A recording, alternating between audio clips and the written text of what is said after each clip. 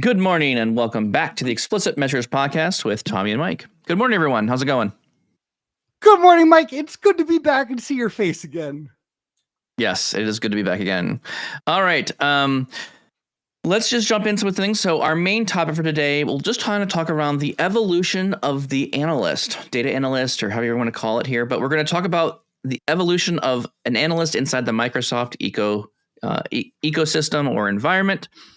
Just kind of unpack that. We're going to talk through some memories, I think, a little bit of we watched the Power BI Turns 10 podcast with Guy in a Cube. We'll have some thoughts on that, and then we'll maybe dive from there and give some of our own memories, recalling the early days of Power BI and kind of where we're at now, and just getting a feel for what's happening with Power BI as we've seen it over the last 10 years or so. Okay, excellent.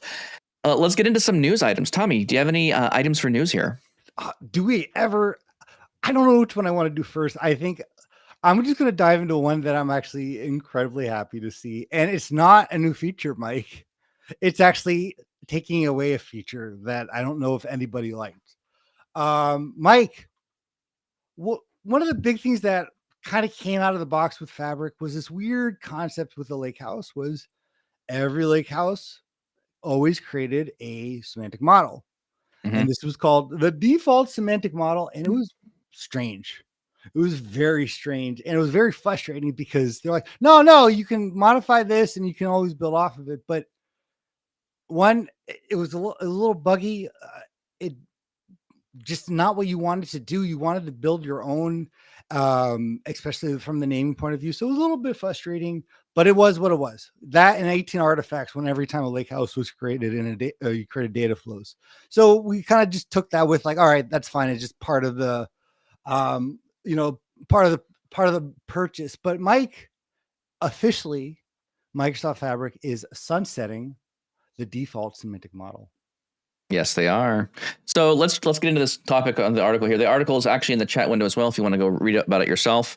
For those of you who are using lakehouses, when you create a lakehouse, the lakehouse automatically came with a SQL Analytics endpoint and a default semantic model. And I believe when it came out, it was kind of like a good starting point at the very beginning, right? I think it was good to have this initial run. Okay, you get a lakehouse, you get a semantic model. You can immediately start reporting things. I think the idea here, the premise was you can get your lakehouse started and you can immediately get a report built within very quick time. That was the idea. But I think now we've learned that when you create a lakehouse, there's still things you got to wire up and table relationships you have to build. And so you can either get this like watered down experience of like the default semantic model that kind of gives you some experience, but not really everything that you need. Or you can just go build your own semantic model. And I think Microsoft just discovered that everyone's just going to build their own semantic models. Like that's what people are going to do. All right, we don't have any audio from you, Tommy. You're going to have to figure your audio out. But I'll keep going on that I'm on mute because I didn't want to. There we go. Sounds. No. This one user error this morning. Okay. No, Mike. I love that they actually are responding to realizing it's not worth the hassle too. Not with this. So I've never been more happy to be seeing something be taken away from me. So yeah, I think it's going to add less clutter. I think it's a good move. I don't honestly. No one I think even recommends using the default semantic model. You may be using it a little bit here and there, but your old default semantic models, I believe, will stay around. It's just if you create a new lakehouse, you're not going to get a new default semantic model, and I think that's the right choice. I think you want to create the lakehouse, you want to create the tables, and maybe Tommy, there was something here else that was. Maybe there was something else that was going on a little bit because when you created the lakehouse initially, but back in the day, right, there was no direct lake capability, right? When you first had lakehouses, there was no direct lake feature. And so maybe this was like that initial step of like, okay, you have to have some sort of stopgap explanation between, okay, I have a lakehouse. How do I quickly get those tables into a semantic model without having to import them every single time? And this might have been like an early version of that. And now that we actually have proper direct lake and building semantic models in the service, because there's that feature gap is now closed, you can now build some stuff. So anyways, I think our audience and everyone else will be kind of happy to see that kind of disappear and go away. No one's going to be sad about the default semantic model being gone. Mike, to your point too, not only was direct link not what it is today, I don't know how much of what we're seeing right now with Direct Lake and the capabilities was in the initial idea from Microsoft. The fact that I can do Direct Lake off of multiple lake houses now, Yeah. and this Yep. it just really rendered it me. I'm very happy to see this, but just one of those nice things. So less artifacts, the better. I'd agree with that one. Another one here that came out, another news or article here that, Tommy, I want to get your feedback on this one. I got to be honest. Candidly, I have not played with this specific item here. So I can't directly claim that I know what's going on here, but it's on my to-do list of things that I need to adjust or play with or figure out. So there's another topic here called Fabric Data Agents, Microsoft Copilot Studio, a new era of multi-agent orchestration. It's out in preview. So that now it's talking about Fabric Data Agents, and then we start talking about how that Fabric Data Agent can work with Copilot Studio, and then they start talking about what is a multi-agent orchestration. Why is it important? So, Tommy, what are your thoughts on this? What does multi-agent orchestration look like here for us? How do we leverage this? Man, honestly, Microsoft is following the playbook right now in terms of where a lot of companies and I think a lot of services are seeing success. You may have also heard OpenAI now has their own agent as well. Yep. A little bit of different concept, but really the idea here is rather than having a simple chat with a single service or all the services at once, you can kind of almost consider that these agents have a particular skill and they perform one thing. It was fine, but now again, they all kind of worked individually. So okay, this agent's going to do this. Now I have to talk to this one.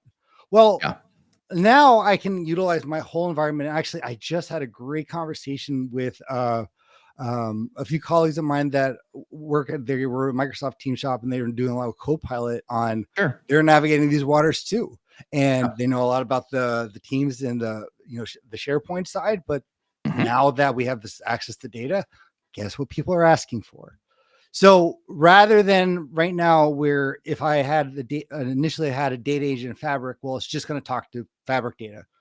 What if I did want to combine that with our Excel sheets or the other services that we have? Now, again, this is Mike. This is the whole idea again, where this is the conductor's era. My job and what the jobs of these AI services is not so much to be about me trying to execute, but how I'm going to, in a sense, orchestrate the play or orchestrate the music, and I think all of these parts to play in that. Yeah, I think we're learning right now that one agent isn't going to solve all the problems. It's kind of like stringing multiple agents together. It's like each one is kind of specializing in its own little domain, potentially. Some are going to be really good at writing blogs. Some are going to be really good at writing code. Others are going to be really good at generating images. So, I mean, I think that makes sense because each company is going to kind of focus on their niche of the market. But the neat part here is you can then orchestrate a lot of things together because now I want to pass context from one agent into other agents. I want to run the same prompt in multiple agents and then have the other agents evaluate, hey, here's a response from other agents. What do you think? And so there's this whole idea of like processing this across different things. So it's very interesting, very different, very excited to see kind of where this goes. I have not played with this feature directly, but I agree with you, Tommy. Microsoft is falling in line with a lot of other very relevant ones, other relevant tools as well. One thing I'll know as well, I don't know if you saw this. Have you been using VS Code recently? Okay. Oh. I had a notice. I have been in and out of VS Code recently, and I just saw a little notification. On the right-hand side of VS Code, it gives you little notifications in the bottom right corner. And the notification it just gave me was, hello, you now have a Microsoft Azure MCP available to you. So I believe we saw like real-time analytics MCP show up for Fabric. Oh, yeah. Now we're starting to see Azure MCP items showing up. So Tommy, give the audience quickly, what is an MCP? Also known as a model context protocol. It's simply a way for an agent or some AI service, doesn't necessarily have to be AI, but that's what we're using for, to enhance or communicate with another service. Very common ones, to your point, there's a lot of connector-based ones where it's not only just access to the data, but in the format that's going to work for AI and the agent. Again, Notion has one. All your external services, GitHub, in terms of you're working with an agent in VS Code. You have the GitHub MCP installed, quote unquote. It's like, hey, we're doing this workflow. Please do a pull request, and can you make sure to catch any issues? Well, the agent can do that as well. You don't have to necessarily create something else to do that. There's another concept with agent or MCP. Well, hold on. You're going too deep deep. here. No, I don't need every detail on it. I just want to know, what is it? Like, so it's so a much. Way. Slow down. You're going too deep. It's literally a way for an agent to talk to an API. That's what it is, and its core essence. So you're now seeing all these different APIs appear. Azure, Fabric, and you're starting to see more of these. And I like the fact that Microsoft is building the MCP land for our API. So I didn't want to go down to explain what it is. I just want to know the name of it. Magic out of it. Yeah. You're going too far. Okay. Let me tell you my favorite one, because it's the one I swear by. And it's not. Don't make it less than 5 minutes, Tommy. I will be less than 30. It's all it is simply it's task planner, and then one's called sequential thinking. It basically forces your agent to plan out its steps in a completely different way and do everything in sequential steps. And it will kind of outline that for you and also write a task. So not that you couldn't do that before, but once you say, hey, do research planning, all of a sudden you're going to get everything tasked out before anything's done. So again, it's not just a connector to, it is really connected to an API, but not just the data in it. So very helpful.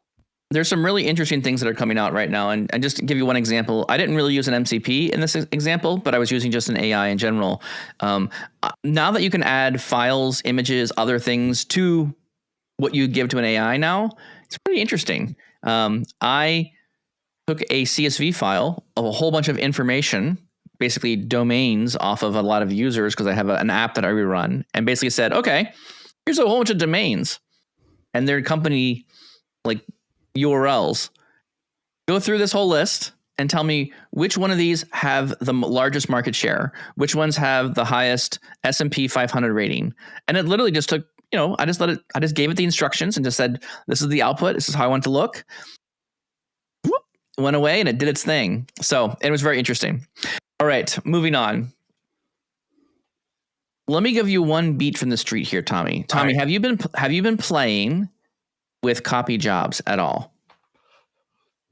Mike, literally why I was wearing glasses before we got online is because I needed to buy, finally I caved in. Fabric has forced me to buy blue light glasses.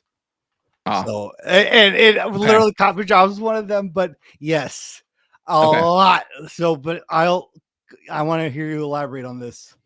So I'm reformulating this, and this is maybe not a copy job specific experience, but this is more of like, I'm reformulating, like, what does it mean to be efficient inside Fabric? Okay. So I'm just trying to unpack, like, okay, when I look at all the different tools or solutions in Fabric, how do we evaluate as an analyst, as a designer, as a data engineer, how do we vet, is this the right tool for the job? Okay. So when I look at it, each team in Microsoft kind of bills compute units back to the CU side of things and in whatever rate they want. I don't know how they do it.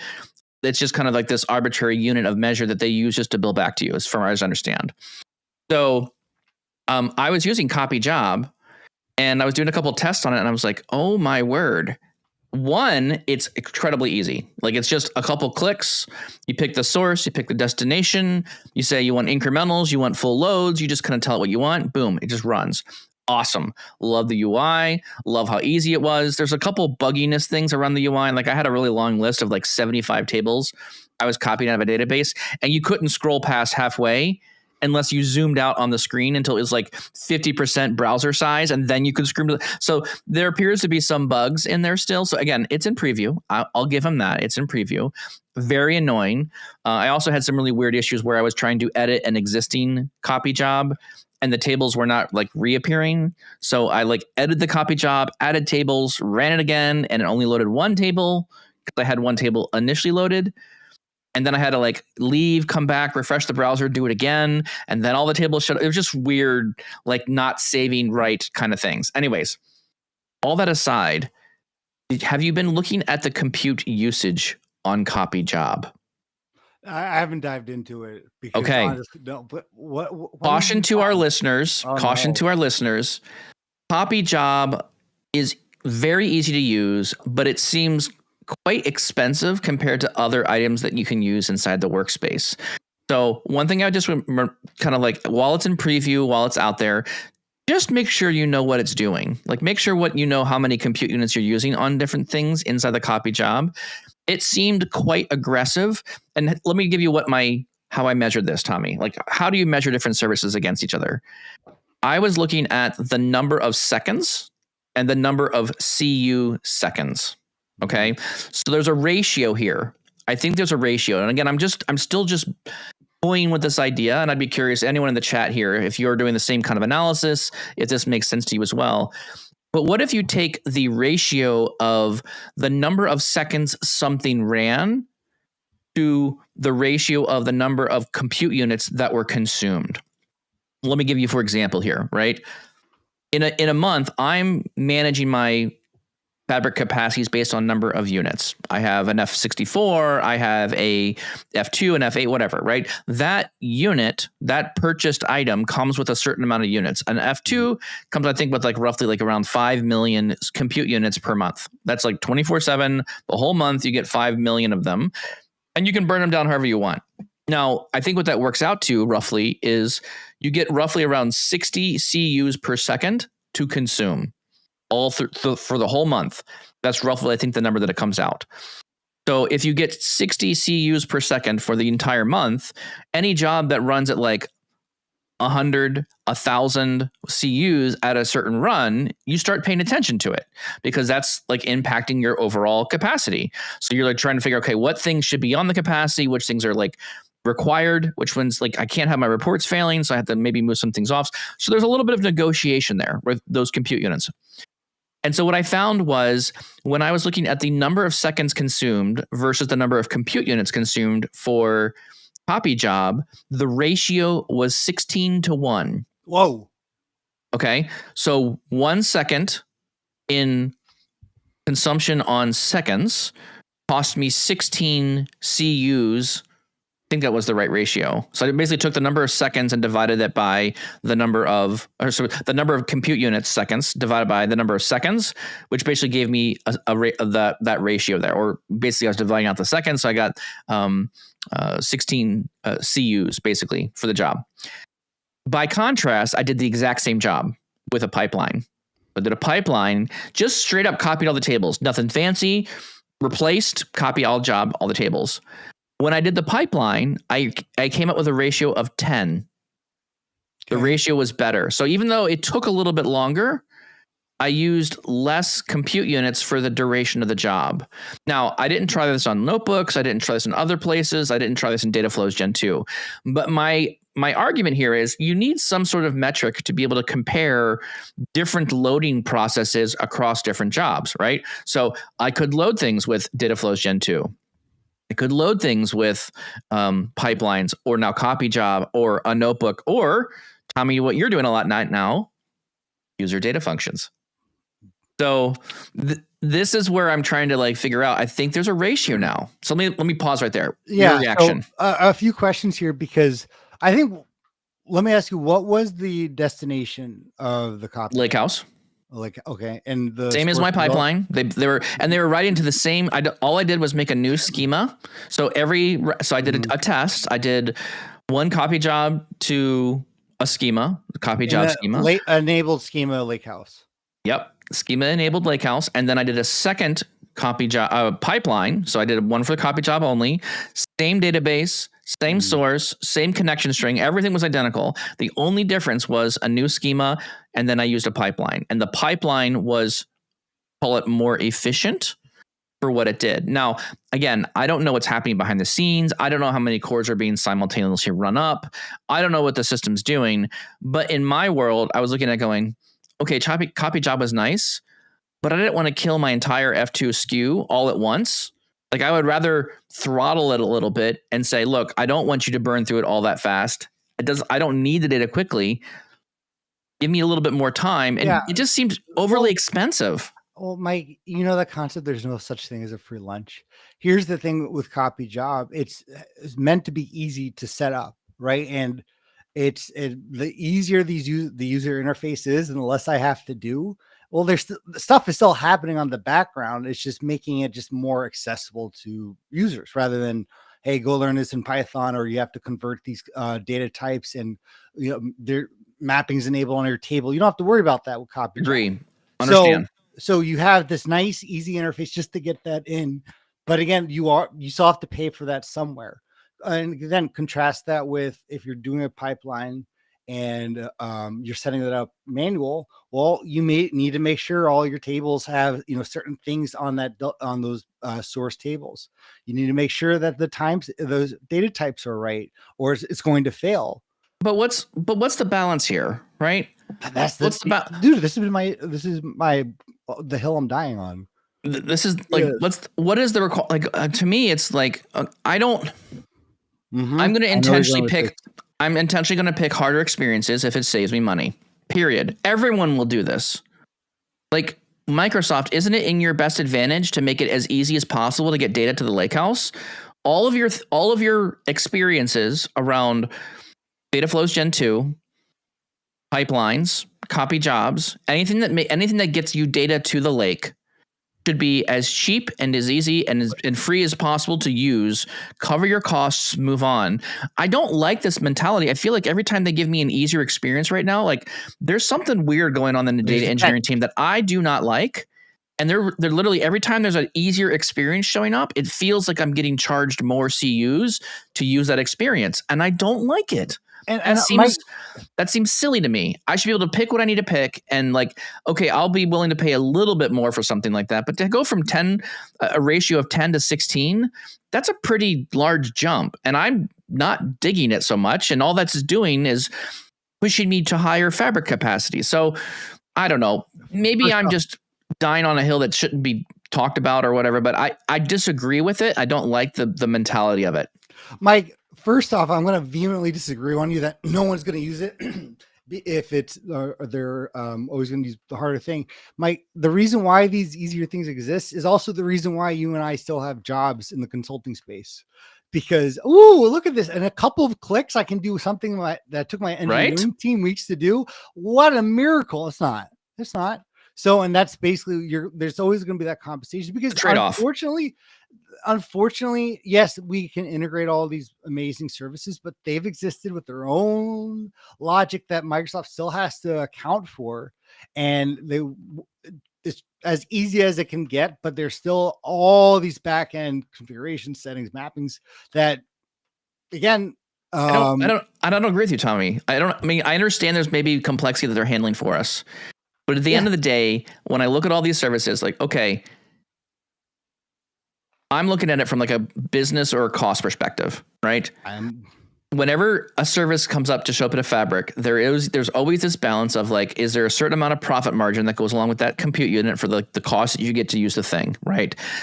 You can back your math into every single one of these copy jobs or any single one of the pipelines or ADFs and say, look, every time I use a CU, it costs me a nickel, whatever, right? You can do the math back out and you can say, look, I've used 100 CUs. This one activity cost me X number of dollars to run that experience. We can do the math, right? So it's up to us to decide what's the right balance of these tools, what's going to be easier, what's going to be more cost effective, right? They don't seem to go hand in hand. And so this is where I'm kind of torn a little bit. Is it feels like Microsoft is pushing higher margin on experiences that are easier to use. And I think you're going to alienate some people, and you're going to cause this like experience of, I don't like using this because it runs out of compute units, and therefore our business is not going to buy this service because it's just overly priced for what it is. And so I don't really think that's the right mantra that they should be having. And I feel like I'm getting a bit more raked over the coals with every time I want to get data to Fabric, the easier the experience is, the more CU I'm going to be expected to pay. Or just make it consistent. When they say it's only going to happen in 3 clicks, it's not. Something else is going to happen. Mike, really, these easier experiences are the equivalent of when we looked at semantic models. And you're like, so tell me why you have 18 filters on that single visual. It's like, well, it works this way. It's like, okay, I see. That's, it's these kind of, I don't want to say hacked solutions, but unfortunately, Mike, they have, not that they have to build these easier experiences, but this has been I think the challenge that Fabric's going to have for a long time too, is you are constantly providing and integrating these incredibly developed and rich services with their own context, language, etc., and trying to seamlessly integrate that. And listen, I'm gonna say that ain't easy to do. It's amazing what we have now, but yeah, there's a lot of I think things that are being compensated on those nice user experiences. But Yeah. I think I'm gonna park that for that's a whole episode, dude. That's a whole nother episode. We should probably get into CU capacity. I'm doing a lot more tuning there. Michael, also in the chat here, is also doing a lot of that. But they're evaluating the same thing, right? Do we stay on our F2 or do we go up to the next level? And I think that's a lot of the optimization decisions. And I think rightfully so, you should be paying attention to those things early on and making decisions based on that. So anyways, let's move on. Main topic for today. I'm going to stop worrying about things. Let's get over to our main topic today. So let's talk about the evolution of an analyst. This is just kind of Tommy and I just kind of reminiscing about Fabric and Power BI over the last 10 years, maybe going a bit further down there. And let's get into I'm going to go a little bit down the memory lane here, remembering the initial days of Microsoft Fabric, how we started learning things initially. I really liked again, my world coming into Power BI, we was starting in Excel, and that's kind of how we started there. Tommy, give us some framing for the topic for today. What do you think? Where should we take this? Yeah, you and I were speaking before, and we were just talking about, hey, there's all these new features that came out as always. And with the 10 years that Microsoft celebrated with Power BI, we almost kind of like, maybe we take a step back a little and just kind of remember what it was like in just Power BI in terms of just trying to navigate that when it came out. And really, when you look back at the last 10 years on where we are and what we did and what skills we've acquired, that was so much. I remember it was like at the mercy of whatever Microsoft Power BI blog was that month that you could play with. But also too, when you and I started, there was no playbook for this. It wasn't just new for us, it was new for everyone, including organizations, including individuals. So it's like, well, where do we start? Where do I spend my time? More importantly, what are other people doing? So there's this uncharted waters that we had to go through. And this idea of this, taking what an analyst does in the Microsoft data feature set, right? And kind of seeing how that's changed, because I think the best thing that I've acquired over the last 10 years is not a technical skill, but it's really the ability to learn how to learn.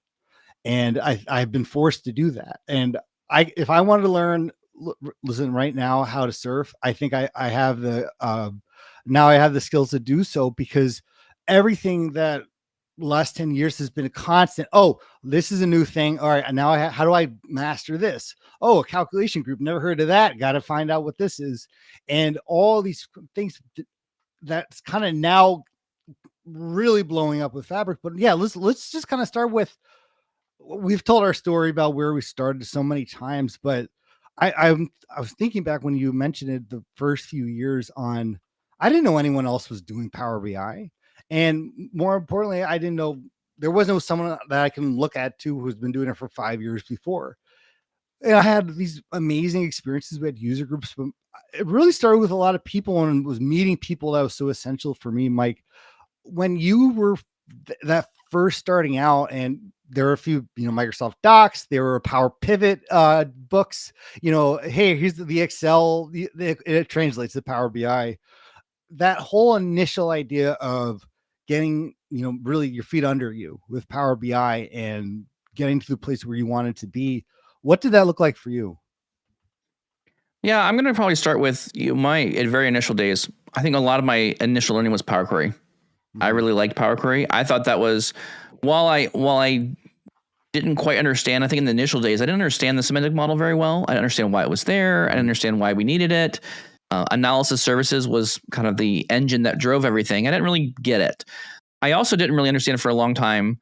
when you made a pivot table inside Excel, the pivot table was analysis services. Oh, okay. So for me in those initial days, it was a lot about like learning Power Query, how to shape data.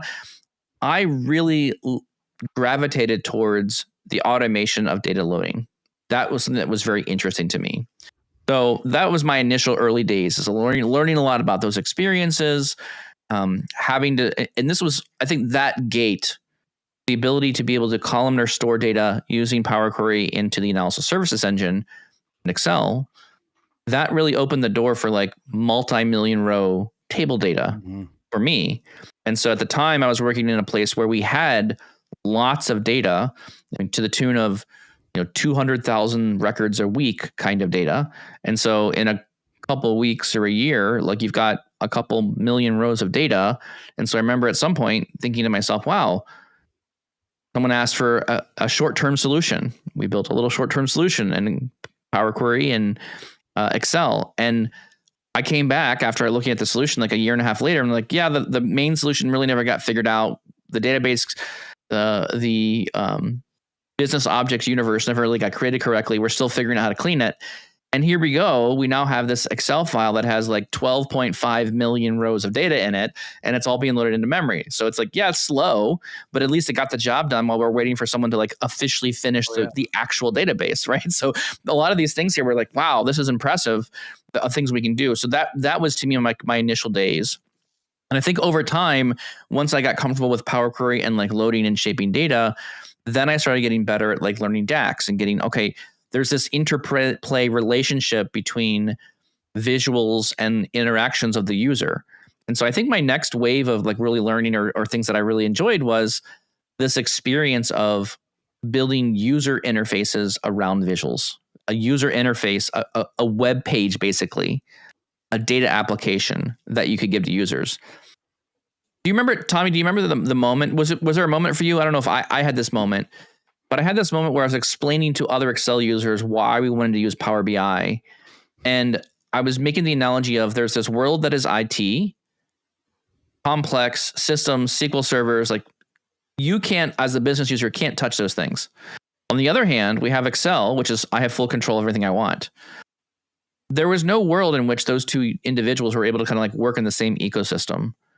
And so the aha moment when I was explaining this to people was, if we do things in Power Query, Excel, Power BI, we're easily able to upgrade things we did in Excel into Power BI assets. That was one advantage. Yeah. But then I could hand these Power BI things over to IT, and they could read through the Power Query steps. They can see the data transformations that I'm doing. So the business can lead with like, okay, here's how to shape the data. Here's how to get actionable reports and visuals in front of my people that like we can do business with. But then we're not waiting for IT to like come up with some ideas and have to explain every little detail. And sometimes they miss some requirements, and sometimes they have the requirements, and sometimes they send us bad data because we didn't explain. Again, the business, I think, does a hard time explaining all the nuances of the data, how to clean it, how to create it, how to groom it, and then get it into visuals. So if we get rid of that work and just give it only to the business and then hand that back to the IT group or data engineering team, it makes it a lot faster. So I'll just pause right there. Did you have that moment too? No, very, very similar. Mine was more equivalent to Tom Hanks in Castaway when he first made his fire. And he's like, I made fire. Fire. And Wilson. But honestly, I remember feeling like that where there were these pre-Power BI, there's this impossible task, not tasks, but these goals that we wanted to, what we wanted to report on. And the trouble was they were coming from all these different tables and there was no relation to them. That was easy. I think one was like this customer journey report, and it was like, it just couldn't be done with what we had. And I remember working on this in Power Query and taking all of these different sources that no one's been able to, in a sense, let them talk to each other in the way that was needed. And then it worked. And I like, after understanding like, okay, unique ID, a little thing about relationships and what tables do I need. And literally when I first put that into a visual and you clicked on a customer and it would show you each of the steps that they took in each of these different services, it was like, I literally gone, this was impossible. Like this was not this did not exist until now, kind of thing. And that to me was this moment of, oh my goodness, like I have the ability not just to connect to all my data, but I have this ability now to, like again, things that would not be able to be conceived before. I can now actually, in a sense, visualize it. To your point too, the automation side was another huge thing, because all of a sudden Mike was like, well, if we just set it up this way, well, this could, these conversations that you would never think to have, where not just from automation, but just from, I think people's trust in the data. It's like feeding things into a semantic model, but also from an Excel sheet, because it came earlier and it took a while to get to the database. And it was like, we could just feed that into the same table in Power BI. No one else would know. And it's like, this is incredible, the way that we can combine everyone's business effort and then graduated it to the same table that's been working with IT. And then it's this almost set and forget. It's like, oh my goodness, we have a source now. We have, this is it kind of thing. Like this is the one place you look. And to me, those are my two moments of like, this is something else. So I think those are good points, and I want to kind of move on to some other things here. So I kind of want to transition a little bit. Like, one of the things that we started talking about kind of before the meeting here was just how do we find content? In those initial days, I feel like a lot of was done with like a lot of desktop. So a lot of our discovery, a lot of our learning happened in Power BI desktop, and people would share files, there'd be Git repos. And Tommy, you made an interesting observation, which I did not really like latch onto until you said it. In the initial days, people were able to build Power BI files and share them. So you could go see them in Git repos, you could download files from other people on blogs or whatever. Once you had those items, you're then able to easily kind of like use them in your desktop application. But I think now that most things are moving more towards the cloud, it's a lot more difficult to share like a data flow or some M code or a notebook experience, building the lake house. Like there's a lot of other experiences now that we have with Fabric that are more difficult to share, like a user data function. Okay, it's a function, it's written in Python, but the sharing mechanism of that isn't as easy as downloading to desktop, saving the file, and just sending it out to people, right? So I think you made a really good observation around this, and I think it's changing. To be honest, like when we go back to episode 1 of the Explosive Measure podcast, we made the call very early on that said, look, everything is going to go to the browser. It's going to be all in the cloud. And I'm using Power BI desktop less and less. To be honest, Tommy, I'm finding that with the lake houses and all the user defined functions, all the data engineering pieces that I get from the web browser, I don't really want to do it in desktop anymore. And Mike, I'm agreeing with you, but there is this great irony that we're moving into, where everything's at our fingertips in the service, and I have all these retooling, but what's getting lost is that almost open source concept that we have with Power BI desktop, because that's kind of what it was. And in a sense of, I could download anyone else's Power BI desktop report, see all the things in it, and I can make sense of it. To your point about you want to learn something, or there's maybe a new DAX concept. Well, I would go to the forum or go to GitHub or someone's blog, and I can download that file. I can look at all the mechanics underneath it. And Mike, a lot of what I did was literally just taking bits from every different sample or demo that I saw. Like, okay, well, this works here. This works here. More importantly, I was able to, again, whatever you plug and play any, X for whatever the concept is here.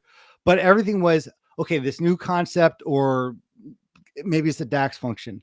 I could go through all these examples and kind of see the use cases for it, right? Because I could actually see, okay, not just a single, example of the code or the formula, but okay, how does that interact? Because I had that ability to really interact with it.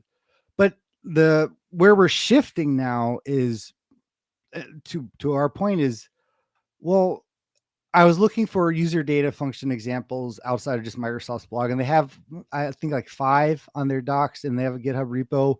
But again, they're so specific because everything in Fabric is based on an environment, right? It's based on your own, user environment outside of just plugging and playing. Well, again, this everything in Fabrics is dependent on the lakehouse and the structure of that particular lakehouse. Mm-hmm. Whereas with everything with PBIX was, we'll just download it, open it, and then you can kind of take components of it. It's really hard now to find like user and community examples of a lot of the new tooling in Power BI. A lot of people are doing stuff with notebooks that you can download, but user data functions, the data You can't really agents, port. You can't port a download it. function. Right? Exactly. And It's not really.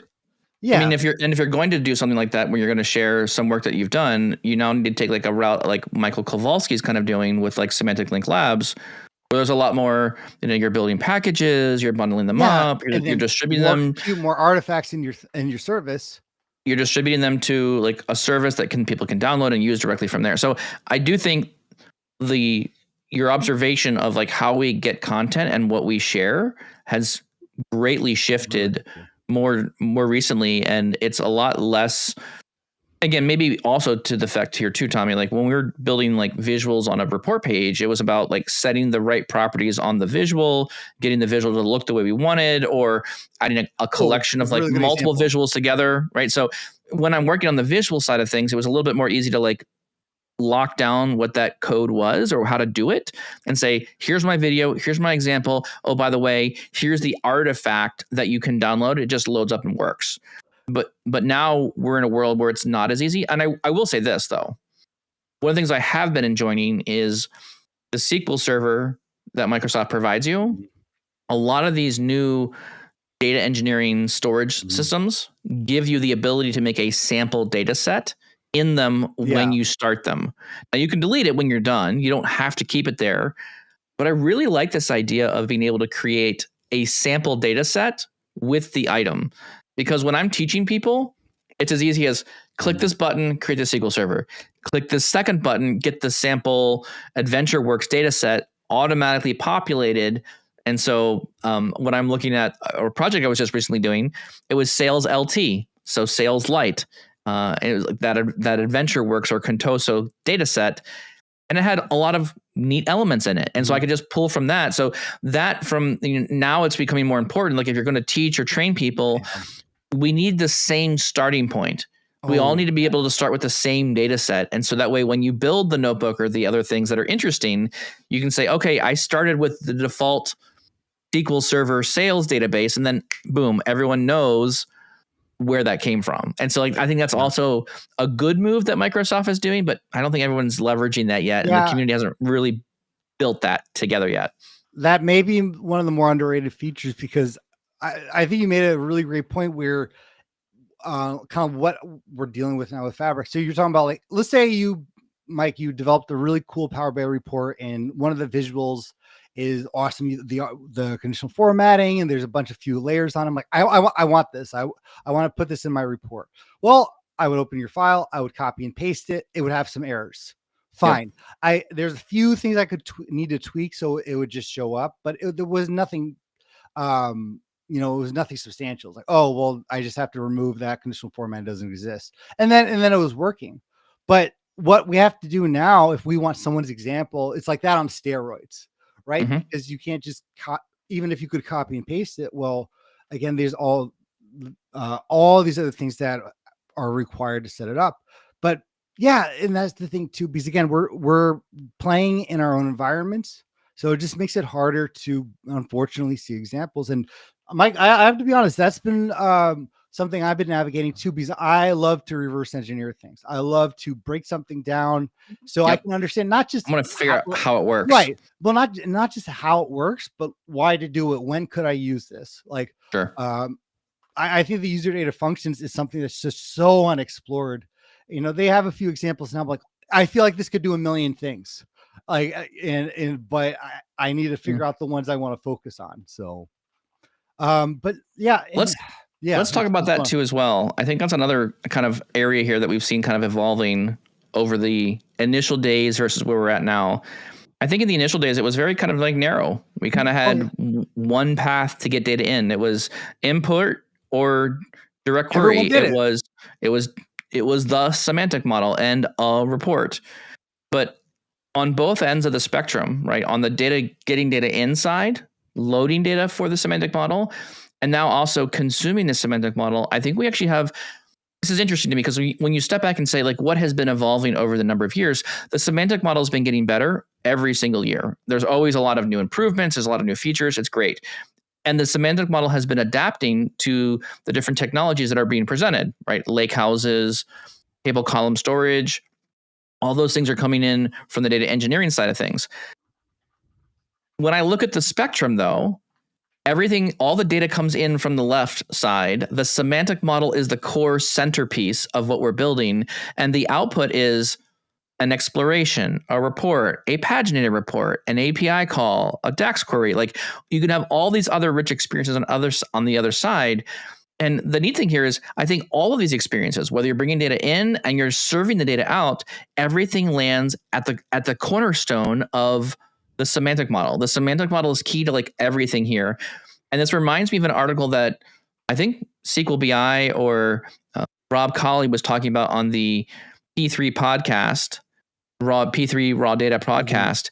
Rob Colley made the statement that said, any consulting firm that tells you move away from the semantic model and present flat tables so that the large language models can be better at understanding your data is a bold-faced, flat-out lie. Because when you do that, all you do is rebuild a semantic model in a different form. So that way the relationships are there, the measures are there, the columns are there. So the semantic model, and I think Marco Russo picked up on that comment from the podcast and also echoed, this is the way to go. Like, there's nothing that has been built, and Marco doesn't see anything in the near future that's going to be able to compete with the semantic model level. I would agree with this. And when I observe Snowflake and Databricks and what they're doing, they're building flavors of a semantic model to do exactly what we're doing already in Power BI. And we've already been here for like 20 years already. No, and the only different, and could not be more well said. And however, Mike, the difference is how we get there. So first 7 years of Power BI, I know you were doing the same thing I did in terms of, as the same as anyone was in Power BI. They were going to Power BI Desktop. They were creating a bunch of queries, and they were pushing that in. So everyone had that same direct road of getting to your semantic model. That's why everything in the blog updates were completely relevant to us, because there was that standard path. Again, the first time data flows came out, I was like, whoa, you're using a data flow to do that? I didn't. Okay. So that's a different, in a sense, journey or a different process, a method. But I think, Mike, it's like the first 6 years, you really only had one option. It was the queries in that semantic model. But to your point, Mike, even if everything still is the core of the semantic model, you and I may have very different ways of getting there. You may be doing it, and some are more relevant for others in terms of the data that you have, etc. But again, you may never touch Power Query again. Everything's going through the Lakehouse. I may get to a semantic model, and I am using Power Query still, or whatever the case may be. But we have like 6-7 different ways to build a semantic model. So it's almost where, not that everyone, the drifting apart's the wrong way of saying this, but some of us are losing a common language with each other who are an analyst, because there are different directions we can go in terms of the process. Some are more project-based. You're going to learn what's needed for what you're working on. But again, the difference now is I have just a ton more options to choose from in terms of how I want to get there. I would totally agree. And I think that's really what's giving you your choose. You know, remember those books you used to read when you were a kid, the choose your own adventure books? You'd like, okay, I'd read 2 pages, like, okay, I remember which way do I want to take the left path through the dark, scary woods, or do I want to take the right path through the sunny valley? Mm-hmm. And then, okay, well, now I'm going to flip to page 6, and then you go to page 6 and you read the next page. So it feels like the book that we've been able to play for, the playbook that we're pulling from, we now have a lot more pages here to pick from. One other analogy here that I want to kind of just point out before we kind of wrap here, I think we're gonna do final thoughts here fairly shortly. Tommy, we were also talking about an analogy of what it felt like to be working in Power BI in the initial days versus a person who starts now today. So in the initial days, I made the analogy because I love Legos. Legos are my thing, my jam. I love playing with them. I like hanging out with them with my family. We like building things with them as well. But when I was a kid, when I was little, and I was first introduced to Legos, I didn't get the big elaborate set day one. And even now, as an adult, when I buy sets for my children, I kind of buy age appropriate sets for them, how long they've had experience with them, how comfortable they are with working in the sets and whatnot. And so my wife was not a Lego fan kind of growing up. Her brothers had some Legos, but she never had, they didn't really design like Legos for girls at the time. Like when there was little, there's just cars and like houses, square blocks and bricks of things, right? That's basically what it was. So in our early, so let's bring the analogy back. I'm going to stop gushing around Legos. We're going to go back to Power BI. Come back to the kind of bring it back. So if we take that analogy back to the early days of Power BI, we were giving like a small set. Power BI was limited, couldn't do everything. You had to get kind of creative with a couple of the things inside there. There was only a couple standard pieces. We had like some doors, some windows, and square blocks. That was it. But then as you get better at that, Microsoft kept releasing, let's call it new sets, new pieces, new colors in new pieces. And so as you started from that very beginning stage, my collection of Legos got larger and larger, and then I was able to build more elaborate things. So introduce bookmarks, introduce,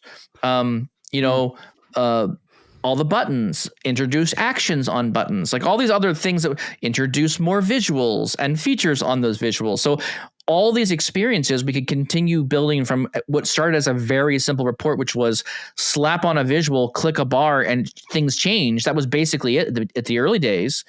But here we are, 10 years later, and now we've got like fabric, data engineering, data science, all these other experiences. We've got real-time analytics, event-driven things. Like, so what has happened now, if you step into the world, you're now being given like this monolithic, super big set, and you have a ton more pieces to work with. Very fun, but when you do that to new users, they're very quickly overwhelmed. And I feel like this analogy fit really well with how I learned and started with Power BI. I started with the small sets. I slowly acquired over time. And then when I got older, I had these much bigger sets I could play from. And it was really interesting. So that just seemed to really resonate with me. I'll just pause there, Tommy. What are your thoughts?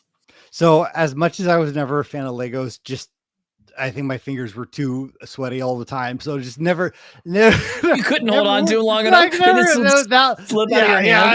I just wanted to make a dinosaur and I could not do it. And that's when the patience thing killed you. No, but honestly, the concept though too is when I always think about, everyone would always talk about the Power BI blog when it came out. And to your point, not only was it a new Lego set or new blocks that you could play with, but it was relevant to everyone who was playing in Power BI. It's like, oh wow, bookmarks. Well, I do bookmarks because everyone did, because it was that direct path. Everything was relevant if you were a Power BI analyst. So you're like, okay, because again, there's that one story, and so to speak. Well, now it's like, it's not even just choose data engineering. Okay, what are you going to do in data engineering? Like to your beat from the street, we talked about 4 different concepts, and that was all data engineering. So not only is it more blocks than ever or more pieces than ever, but it's really now expanded on not just am I a data engineer or am I an analyst? And I think that's such the wrong way to think about all of this now. And unfortunately, you just say, okay, what's the way to think? I'm still not sure if I know directly, because someone going into this now, and I'm thinking like, okay, what advice could you give me? I want to do what you did when you started out with Power BI. And I don't think that answer is as direct as it was for me, because I could say this concepts. I could say some concepts, but again, to your point, you and I may not be doing the same stuff in Fabric, and you and I are working Fabric every day.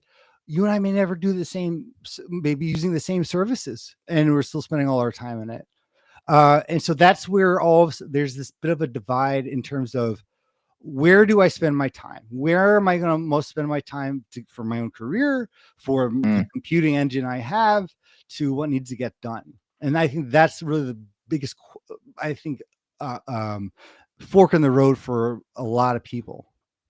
Yeah, I mean, I would somewhat agree with your point, Tommy, but I also would disagree as well. I mean, I don't think you need to worry about that. I think you just need to start. I think it's the same. I don't think the learning progression is any different than what you started with originally. I would argue you should first get some of the like start using some of the easy parts of programming in Power Query, load data using Power Query in your Power BI desktop file, right? It's cheap, it's free. You can download it. You can use it until you're blue in the face. So there's no cost or penalty around you that initially, right? So just starting out, I think I would kind of take the same approach. I don't think I would throw everyone into Fabric and say start everything here and do everything perfectly the first time. You can't. I think I would want to at least get people familiar with like, okay, what is desktop doing? What's the separation between the Vertipec engine, the semantic model, and now the report? I think those are concepts you must understand first. So I would rather, instead of just saying you have to throw everyone at the all the ideas, I don't think everyone's at the same place. And I'm going to clearly kind of first figure out where your knowledge sits and start you with where you're at, right? If you're already comfortable with Power Query, if you already understand the basics of data movement or data shaping, we can kind of skip ahead and bring you into chapter 2 or chapter 3 of the book. We don't need to give you all the basics again. But I really think it's going to be very important to evaluate when you're bringing people to Power BI and Fabric, where are they in the journey? What things will make sense to you? Because I've seen it over and over again. Many people come into Fabric thinking, I'm just going to do everything the way I did in Power Query. Data flows, not use lake houses, just use the semantic model. And yes, that will work, but there are alternative options that maybe work better. And again, we're going back to like the 3 V's of data: volume, variety, and velocity. Right? So if any of those kind of start changing to now you're going to Fabric and you're expecting to get larger data, faster data, it's going to change and be more diverse. Okay, well now we're probably picking different tools, right? So there are other tools that are probably better positioned to do those things. And so again, I wouldn't change anything. I would start people, assess where they're at, and figure out how to get them from there into what they need to know for Fabric. Listen, we're near the end of the episode. I'm loving the conversation. While I still may disagree with you because you're allowed to. I mean, listen, you're wrong. The day we're agreeing on everything is the day I'm hanging up the podcast, by the way. So, but the only thing I got to say, because it's going to bug me if I don't, is I'm dealing with that right now, where it's like, okay, do I need to master user data functions, right? Because right now I don't have to use them, right? Everything in Power BI, you had to learn, you at least had to know Power Query and you had to know DAX. You had to know those concepts. But I don't have to touch user data functions ever right now, but it could be really useful. This seems like a lot of use cases. I don't have to use the SQL database, or do I? Correct. Right. And those are the questions that we never had to worry about. To your point with Power BI is, hey, you kind of got to know this Power Query thing, and you got to know how you're going to load the thing in, because this is universal. You're still going to need to know that. Yeah, I would still argue like that's still universal. That's getting your license to drive. Okay, so that's exactly like, we're agreeing there, kind of thing. You don't get a car unless you can do that. But this is my point. You're talking about an architect of things being able to choose which service, which things to use in what situation. That's a different skill set than I just need to make a report skill set initially. Of course. So I think I think all you're doing is reaffirming my point. Is you really need to assess like what is the points. No, you're making my point. No, you're making my point. Like you're doing it. What does the person need to do? Like what are their skills? Like figure out who they are, what kind of role they're fitting, and then we can talk about the different stuff that they're trying to build inside Fabric. Because you're right. I would not want to throw a SQL database at every single new user and be like, all right, now write a store procedure, figure it out. So I don't think that's the right approach. I have no idea why we're not matching, because of course, but do we agree? Okay, great. Yeah. You know what? I'm glad that we came to an agreement there. Honestly though, it is fun. And I know we're going to get time, but where we are now, and you think about that, is a constant navigation, Mike, of for myself from the individual side on what do I want to master, what I want to be, when I excel at, and what's going to be important for companies, and just also what's new and get to try things out. It is my favorite part of what I get to do. I always bring up like there are so many ways you can build a bridge. They do come up with different concepts, but it doesn't come like, hey, there's a completely new feature set in terms of the bare metrics of a bridge. And for me, Mike, I'm like, dude, not only do I have this awesome semantic model and they're coming out with new ways to do that, but I'm like, I can completely not touch a report for the next 3 months and I'm going to be busy in Power BI because I'm like, you know what? Maybe I'm going to just focus on these data agents because this is really cool. And, or, I'm just going to do this user data functions. Let me dive down that rabbit hole. I think that's the question we have to ask, but it's so awesome that we actually have these at our fingertips. Like you know what I mean? Like all these different things I can just start plugging in and playing with right away and just being able to test things out. So that's what I love about what we do is going through kind of going that iterative learning and honestly seeing what's possible. Cool. Excellent. I agree with that. So I'm going to wrap this kind of thought with, I'm going to kind of say, looking back on things, it's a progression. I think you start with Power BI, start getting the fundamentals figured out there, and then you expand to that to Fabric and have all these other data engineering experiences. What I'm going to do, though, is I'm also going to throw a little bit of a predictor down as well as where I think we're going. Yeah. So 10 years in, right, Tommy, where are we at? We started the podcast 4 years ago, right? So what do we look like 4 years from now? What is the next piece that we're going to kind of put ourselves into? I cannot wait to hear this. So I'm probably going to move way more towards we're still going to do the same things. We're still going to shape data. We're still going to transform it, and we're going to get it into reports.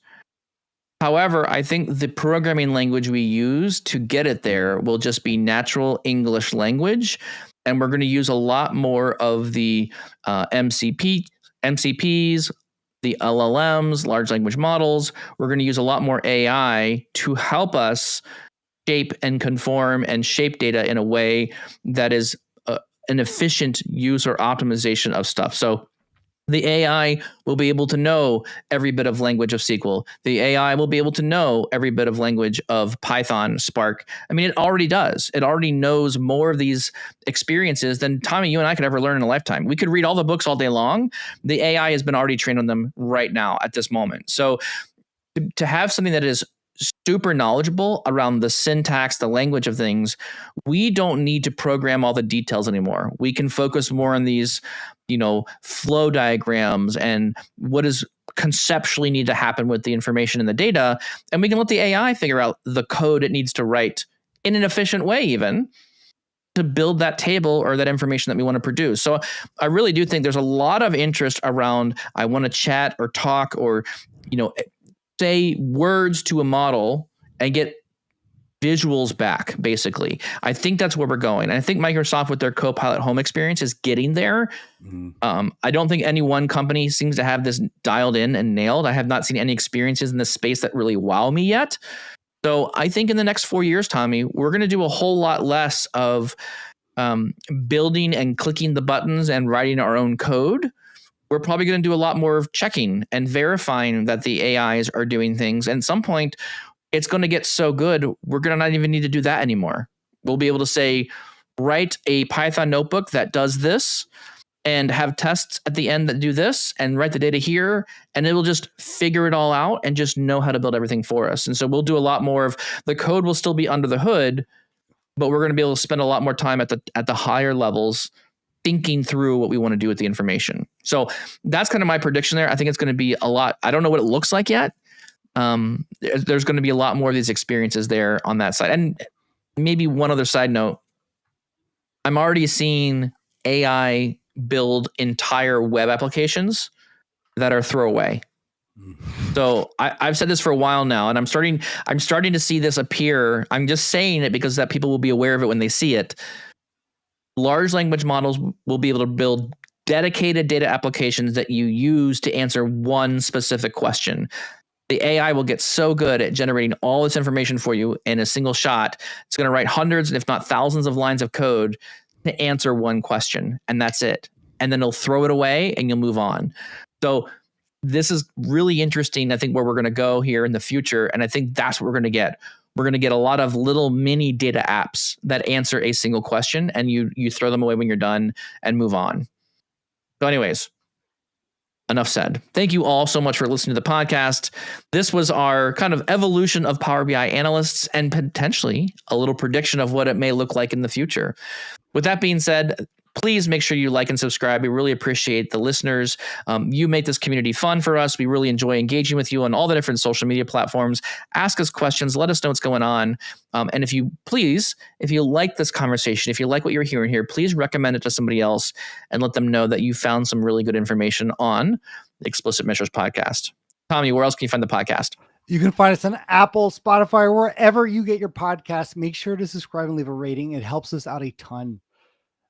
Do you have a question, idea, or topic that you want us to talk about in a future episode? Well, head over to powerbi.tips/podcast, leave your name and a great question. And finally, join us live every Tuesday and Thursday, 7:30 a.m. Central on all Powerbi.tips social media channels. Thank you all so much, and we'll see you next time.